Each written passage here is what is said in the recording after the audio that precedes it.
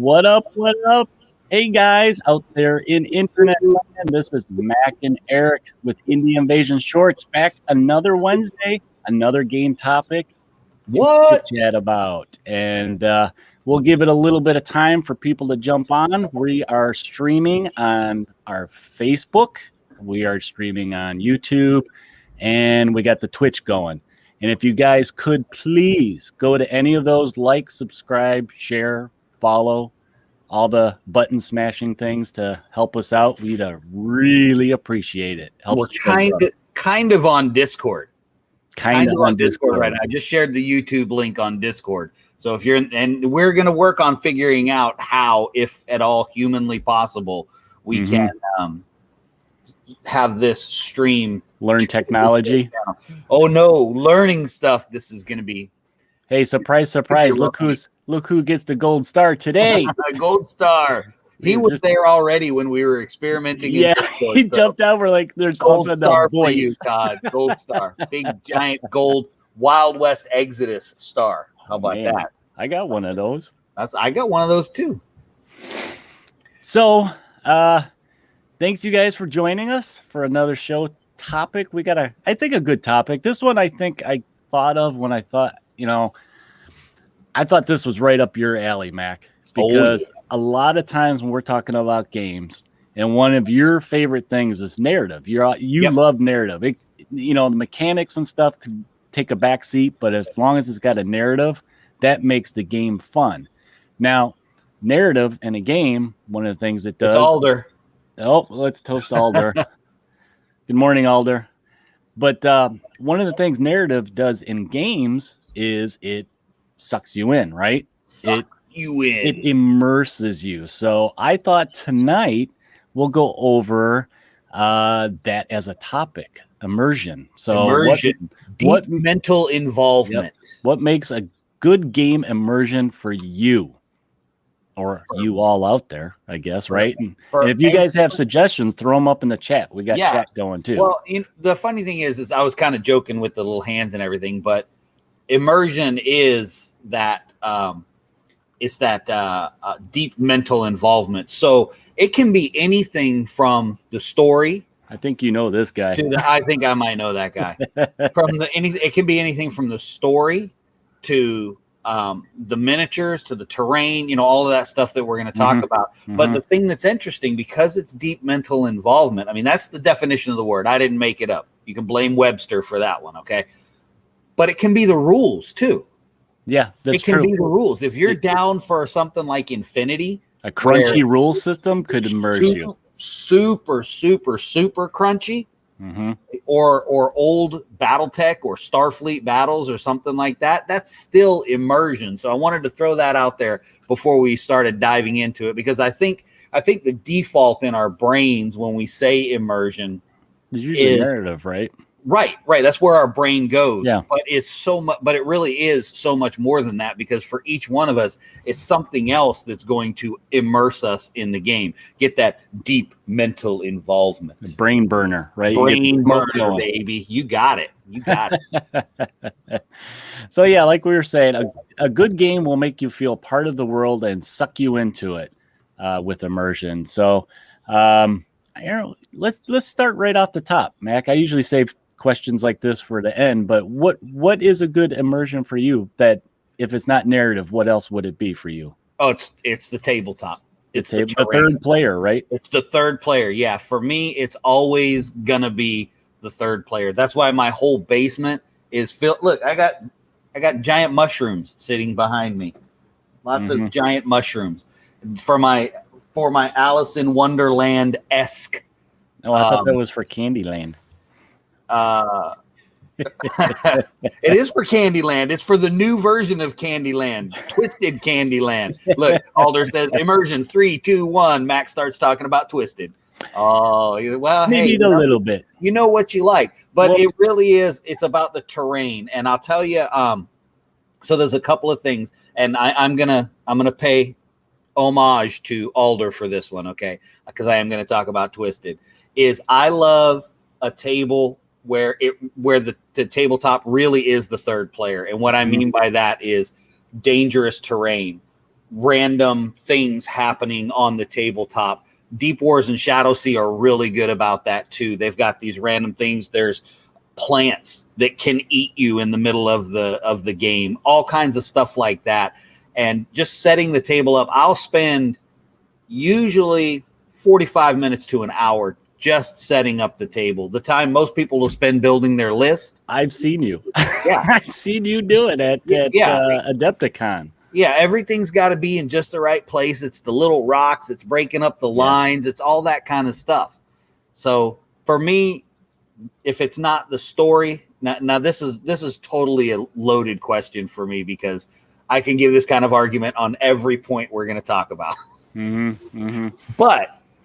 But for me, it is the terrain. That's the big one. That third player, that's a win for me. I love to build terrain and then give it away.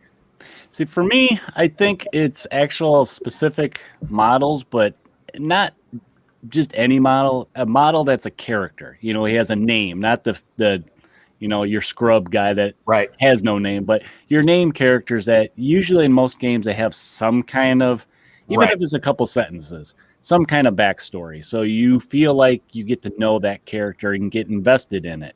Yes. Okay, so who's yours? I can use, for example, my Jesse James from Wild West Exodus. I mean, not only is it a historical character that we can, semi-relate to because it's from our world. You know, you can read about this character, but then they add that, more of that in-world game fluff, and give him a backstory to fit him into that world. You could say that with a lot of the GW stuff, like the 40K characters.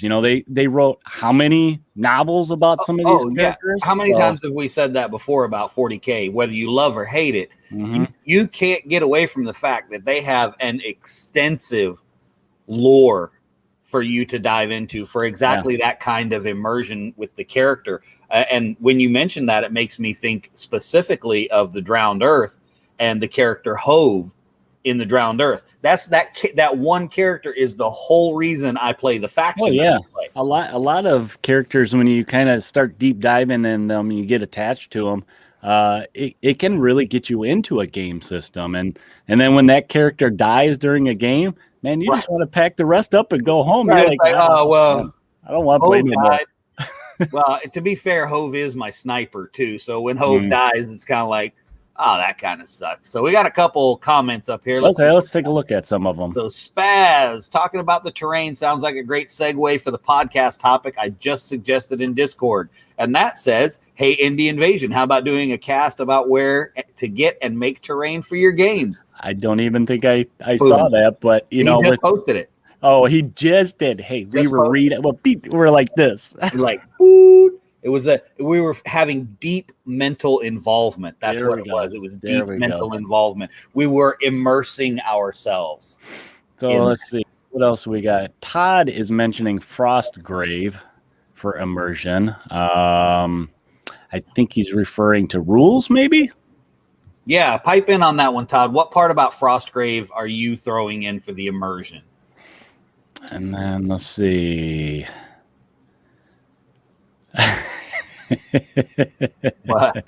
I'm just reading your cousins. My cousin. Yeah. Yes.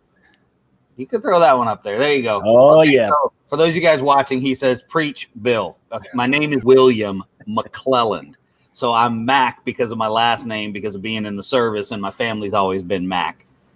And I'm Bill and Billy to the rest of my family. So just for all the confusion there you go. But yeah, table, pieces, dice, they're all part of the players. And then Alder, we know that you love a great table, because if you guys go over to the Discord channel, if you're not a member yet, go over. If you are a member and haven't seen it, scroll back a little ways, or there may be some secret way to look at the pictures. I don't know.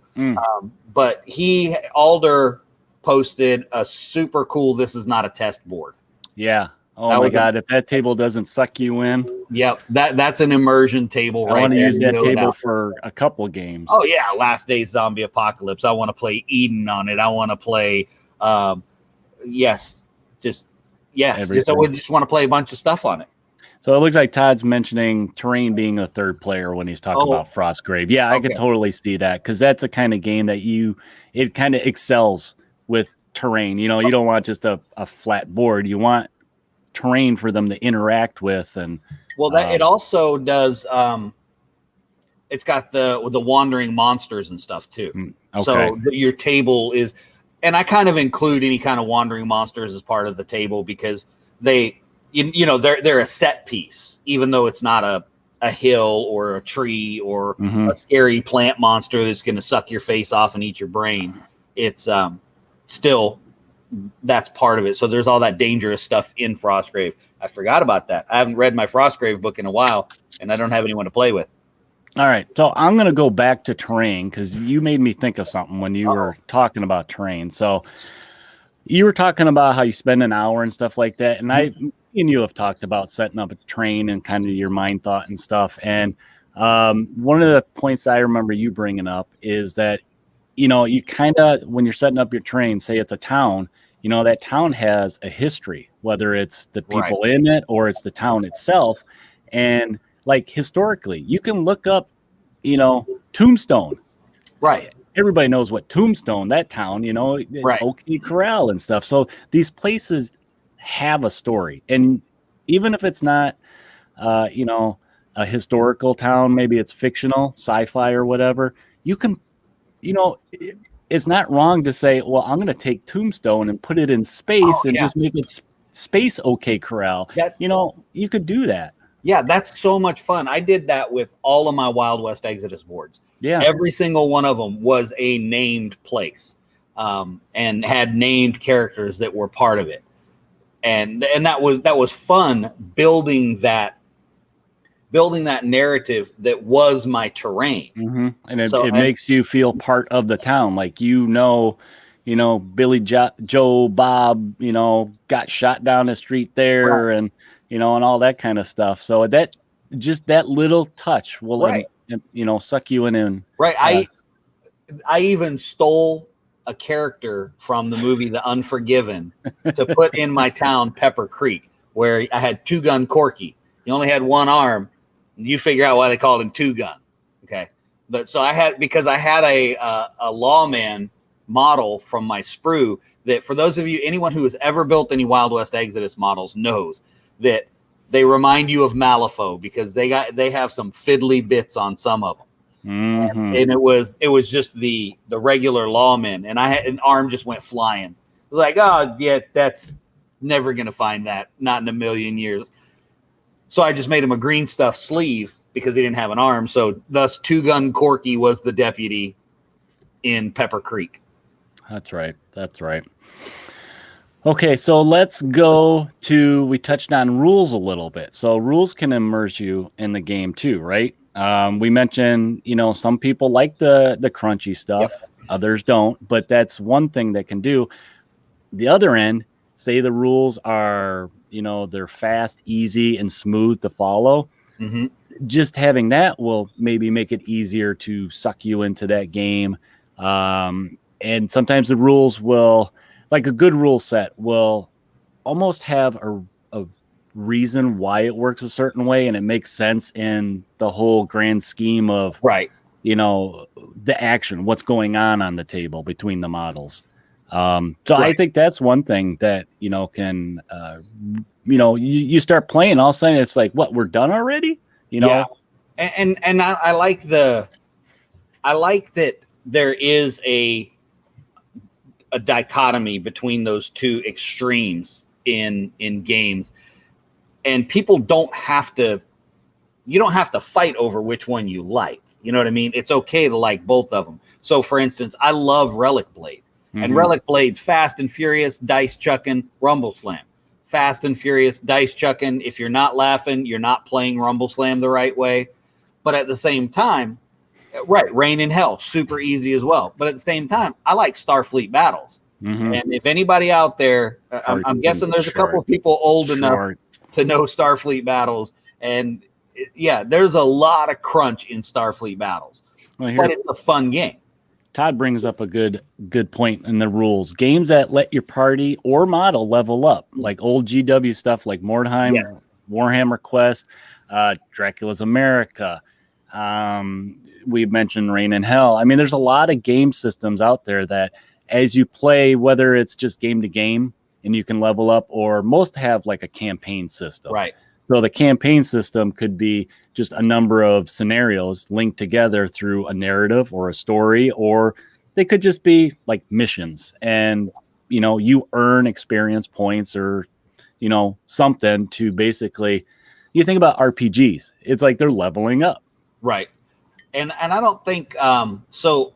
For instance, the original Necromunda wasn't campaign based. It was leveling up, but it wasn't necessarily. You were building your own campaign, is what I mean. It wasn't like you have these 6 missions to do these 6 missions, and then you're done kind of thing. Yeah. It was you were building them, and man, that game came out so long ago. I don't even want to think about it, and I can still remember some of the names of some of the dudes that were in my very first game.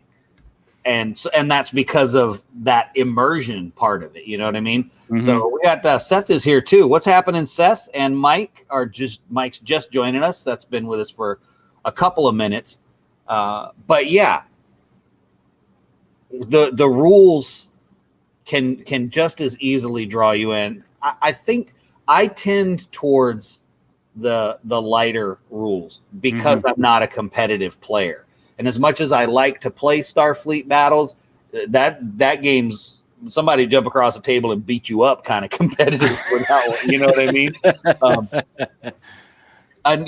So Craig throws this one up. This is great. Some of our Necromunda members of our very first games are repurposed into Starbreach. Absolutely. I don't have my old Orlocks anymore, but my son did buy me the new Orlock box for Christmas. They're put together. I'll just say that. I'm not going to say how long ago he bought them for me, but they are put together. They're just not painted. I know when that game came back out. Yeah. But he got them for me much later, so okay. I didn't get them right away. But yeah, I love campaigns. And a lot of times it's hard to get people together to string a series of games together. Yeah. So when you talk about campaigns and immersion, what I would do, and if you go in the Twisted Facebook group and scroll back a little ways, because I haven't been on Facebook for a while, you'll see what I'm talking about. So I'll do a story-based game just a one-off game. I think those files are still in there last time I looked. Yeah. So there's we did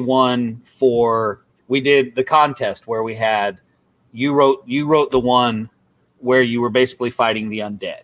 Mm-hmm. And then there was another one that we did where I used a Wild West Exodus model actually as sort of a twisted steampunk Gulliver for Gulliver's Travels. Yep, that's right.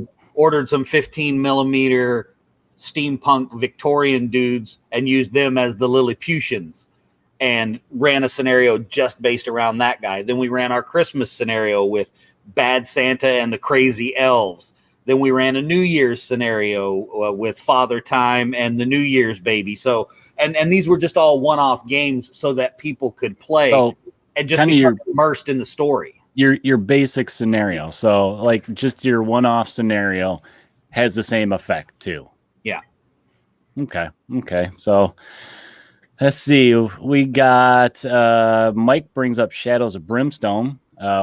Although not a war game, it's campaign game and ton of fun. I kind of consider, I think there's a fine line between. That's a real fine line when it comes to board game miniatures. Because Zombicide's not technically a war game, but to me, when I sit down to play it, I feel like that's what I'm playing. And I just saw someone post, I don't remember where I saw it. I think it might've been on Instagram, where they were playing Last Days Zombie Apocalypse and they were just using their Zombicide tiles. Mm-hmm. To play the game for their terrain. So that makes a great terrain. Yeah. So that kind of puts it in the same category to me anyway. Yeah.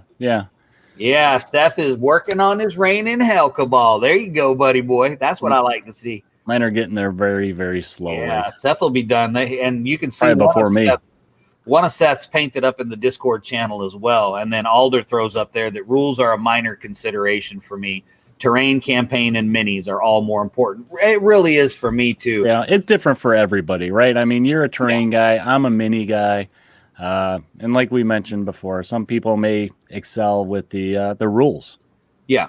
And I like decent rules because I mean, you have to have something in there or else you're ultimately going to have somebody that comes in and just says, oh, here, I'm going to put these 47 guys on the table. And you go, this is a like 10 model kind of game. Well, it doesn't say that in the rules. And then you have a problem. But one of the ones that I discovered, and I'm actually excited to check this one out because it has something that I don't think I've really seen done well yet. And you guys jump in, and if you're watching this later, post in the comments if you know of a game that does this and does it well, because I don't even know if this one will do it, but it's called Devil in the Wilderness by Dan Valentine. And it's basically, it's during the Salem witch trials, a little bit before the Salem witch trials. So the setting is 1690s, but it's not historical because you got werewolves, you got legit witches, and all this other kind of spooky supernatural. So like alternate kind of history almost. Yeah, kind of like Dracula's America, but 200 years earlier. Yeah. Basically. This was like the precursor to what's going to happen in Dracula's America.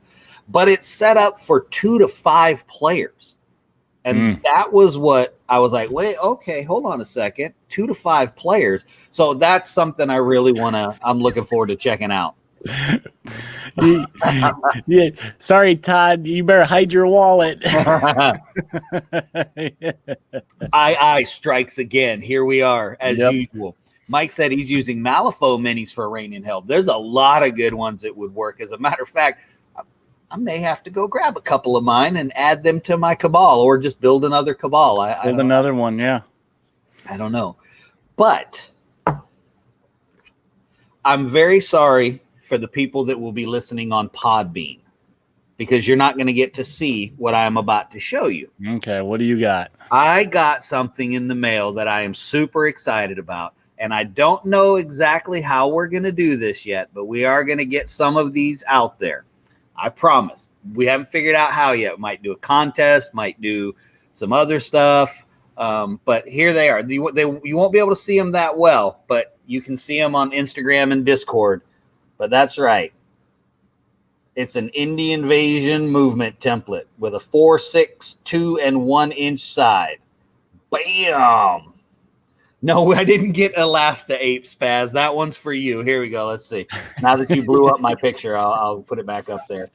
I can see my Elasta Ape. That was a pretty funny model. There we go. There we go. Like the black, it's better. Like I said, models to immerse you, right? There you go. Widgets. I think that widget will immerse me in the game. The widget will immerse you. And I would like to point out that I have a few. Look at all these goodies. Look at all these goodies. Yeah, you know what? That brings to mind just what do you call that? Tabletop bling? That'll immerse you. There you go. That's a whole topic right there. Bling, tabletop bling. I mean, that's why we got companies that produce stuff like that, or $100 dice sets that are made out of stone. What do you know about that, Eric? I don't know nothing about that. Yes, you do. Give a straight face. You know about that. It came in a coffin case. That was my. I mean, what else do you need right there? If it came in a coffin case, then it's worth every penny. That's right. Alder said that I've got a bunch of Walsung minis, Alder, and I haven't played it yet. I actually don't. I don't have the rule book, which is kind of unusual because I like collecting rule books.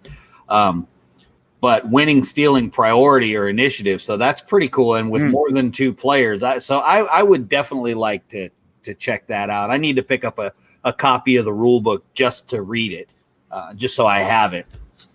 The fiddly bits, gotta have the fiddly bits, man. Here it is. I can't wait to get a game in. Seth, this is the movement template right here that I'll be using with my cabal to probably get stomped. That's the one I'll be using. I can feel it. It's good stuff. Well, I think, is that all we got, sir? I think that. Do you have any other ideas for game immersion besides we said we went over terrain? We talked about narrative was kind of the really go-to. talk about minis. Minis. Well, we did minis and characters, but not the minis themselves. Yeah, not the model themselves.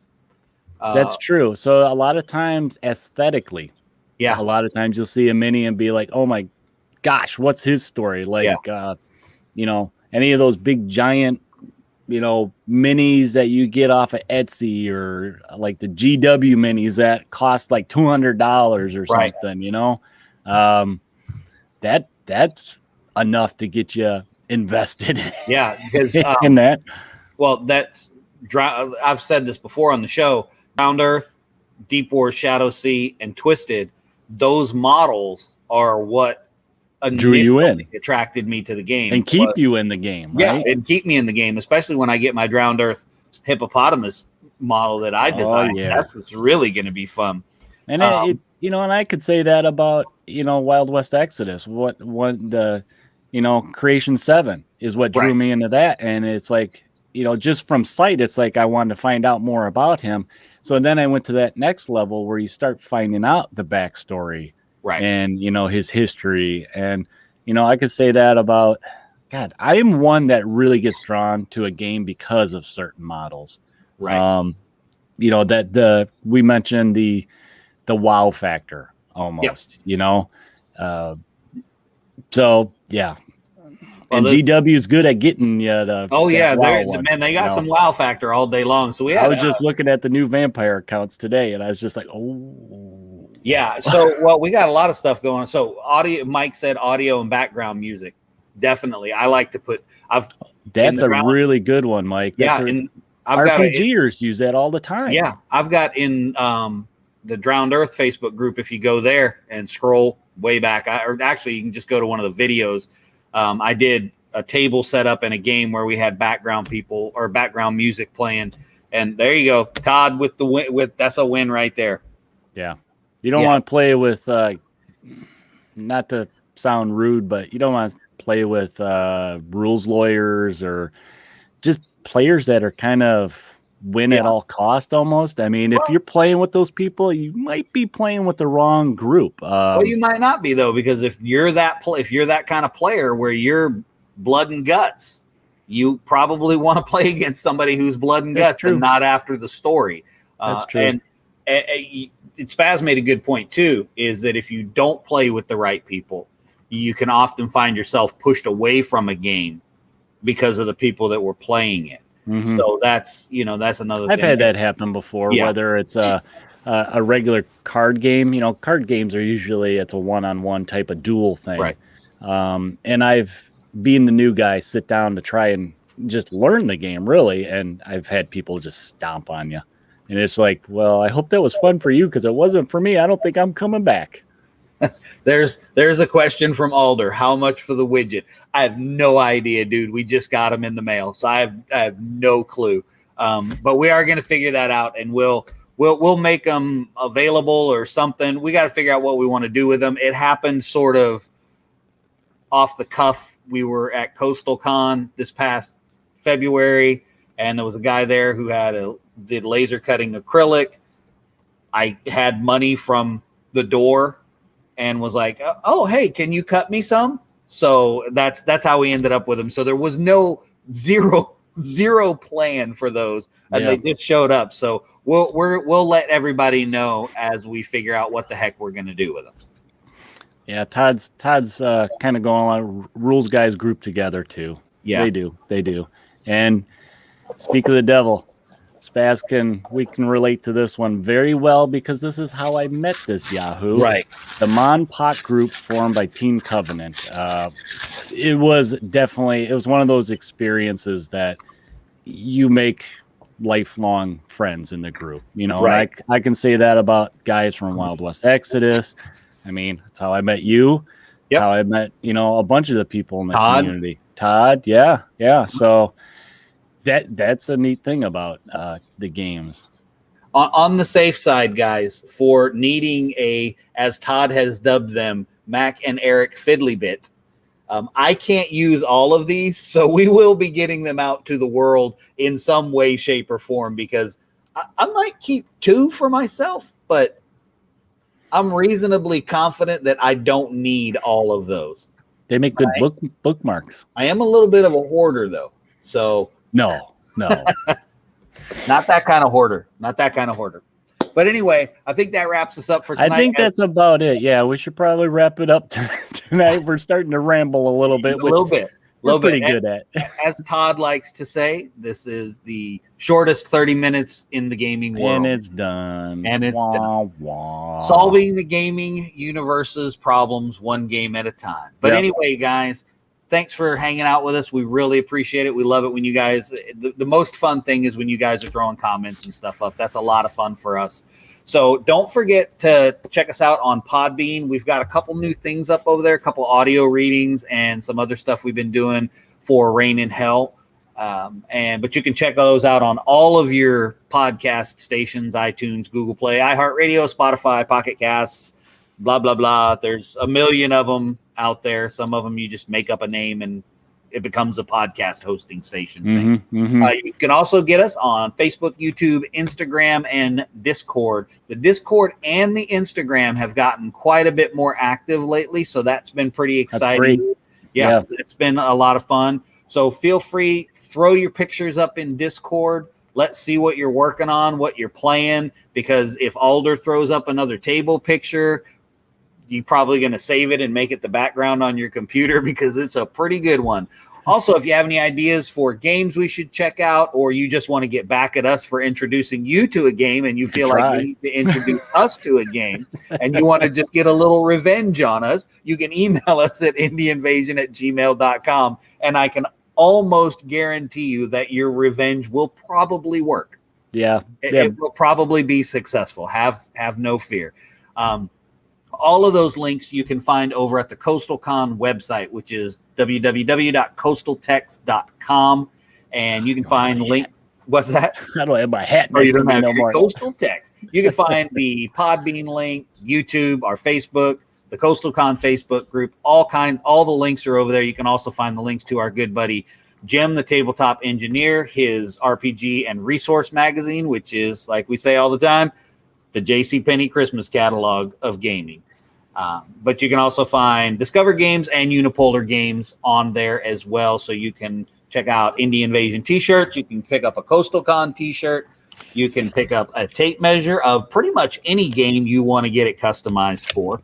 And you can also check us out on Patreon. Yeah, you got a Black Hoof Saloon. Very nice.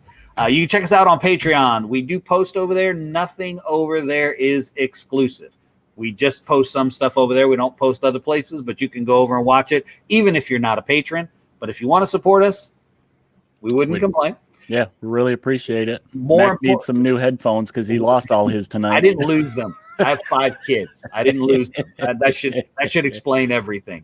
But please like, share, follow us on whatever platform. If you haven't, we're trying to get our stuff up in Twitch so that our videos stay on there. So if you don't have a Twitch, go make a Twitch, follow us over there, and click like, share, subscribe, tell people about the podcast, and especially if people are designing independent games, we need to know about them because I don't have enough rule books, and clearly I need some more. Okay, that's totally not true. He wants to make a new bookshelf is what I do. I want to build a new bookshelf. I got some wood in the garage. I need to build a new bookshelf. But until we see you next time, guys, don't forget to prepare yourself for the invasion.